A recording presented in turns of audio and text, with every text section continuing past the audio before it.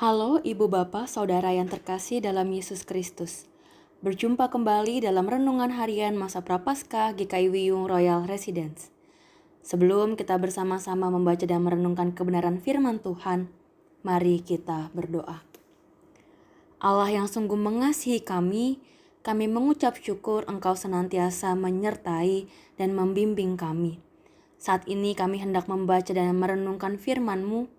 Buka hati dan pikiran kami, sehingga kami dapat menerima kebenaran firman-Mu itu, dan kebenaran firman-Mu itulah yang menjadi suluh bagi langkah kehidupan kami. Hanya dalam nama-Mu kami berdoa. Amin. Pembacaan Alkitab kita hari ini dari Yeremia 32 ayat 38 sampai 41. Maka mereka akan menjadi umatku dan aku akan menjadi Allah mereka. Aku akan memberi mereka satu hati dan satu tingkah langkah, sehingga mereka takut kepadaku sepanjang masa untuk kebaikan mereka dan anak-anak mereka yang datang kemudian. Aku akan mengikat perjanjian kekal dengan mereka, bahwa aku tidak akan membelakangi mereka, melainkan akan berbuat baik kepada mereka.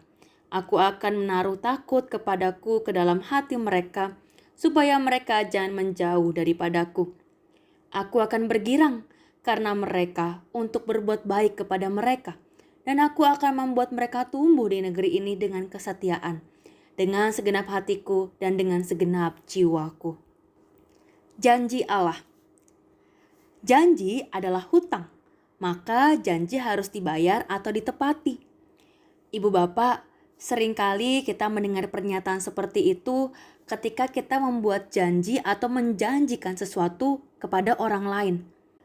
Seolah janji itu menjadi beban bagi yang menjanjikannya dan selalu terpikir, kapan ya saya bisa menepati janji saya itu?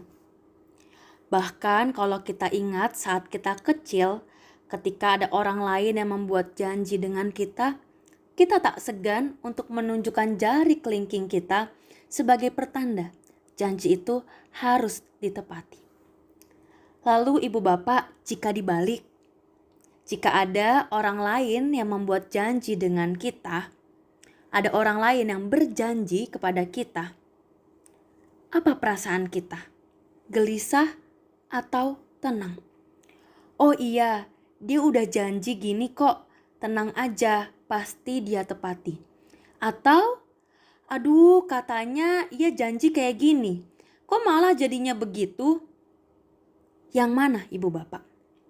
Tetapi itulah kita sebagai manusia. Tapi ibu bapak, ketika kita memiliki janji dengan manusia, tentu berbeda ketika Allah yang memiliki janji kepada kita. Iya, janji Allah berbeda dengan janji manusia. Ketika kita membaca bahan renungan hari ini, apa yang ibu bapak saudara rasakan? Gelisah atau tenang? Saya sendiri pun membacanya sambil tersenyum dengan tenang karena Allah mengikat perjanjian yang kekal dengan bangsa Israel. Aduh Kak Grace, itu kan janjinya buat bangsa Israel, bukan buat kita. Ibu bapak, masa sih Tuhan mengkotak-kotakan umatnya? Mana yang mendapat berkat serta pelindungannya dan mana yang tidak mendapatkannya? Sebagai orang beriman, tentu kita percaya Allah yang sama juga mengikat perjanjiannya dengan kita. Kita adalah umatnya. Kita diberikan hati untuk taat kepadanya. Allah berbuat baik pada kita dan Ia mau melakukan itu semua dengan gembira serta segenap hatinya. Itulah yang tertulis dan yang kita baca tadi. Kita tahu ibu bapak apa yang dialami oleh bangsa Israel bukanlah hal yang mudah. Mereka masuk dalam pembuangan di Babel, mereka ditindas, mereka mendapatkan hal-hal yang tidak enak. Katanya mereka ini umat pilihan Allah, mereka ini anak emas. Masa anak emas menderita? Lebih daripada itu, ternyata ada banyak hal yang ingin Allah tunjukkan kepada semua bangsa melalui apa yang dialami oleh bangsa Israel. Ia menunjukkan bahwa Ia adalah Allah yang maha kuasa yang bisa melakukan apapun sesuai dengan kehendak-Nya.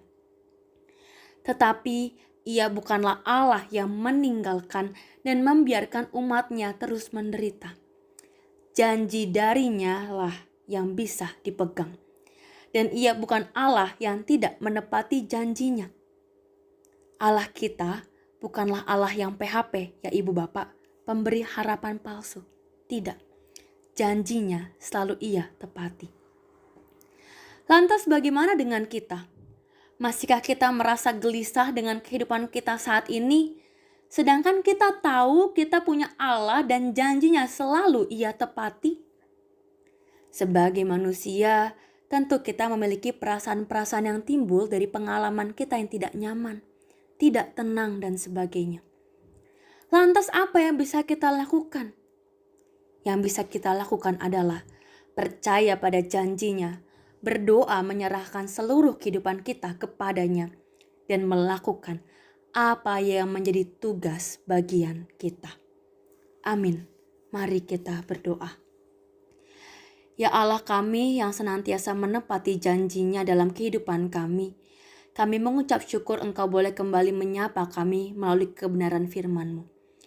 Ajarlah kami terus Tuhan untuk senantiasa percaya dan berpengharapan hanya kepada-Mu. Karena kami percaya dan yakin janji-Mu adalah yang setia. Engkau tidak pernah ingkar janji kepada kami. Ya Tuhan, kami akan kembali melakukan aktivitas kami. Engkaulah yang boleh senantiasa memberkati dan menuntun setiap langkah kami. Hanya dalam nama Allah Bapa, Anak dan Roh Kudus kami berdoa. Amin. Selamat beraktivitas Ibu Bapak. Selamat menghayati masa Prapaskah. Allah Bapa, Yesus Kristus dan Roh Kudus beserta kita senantiasa.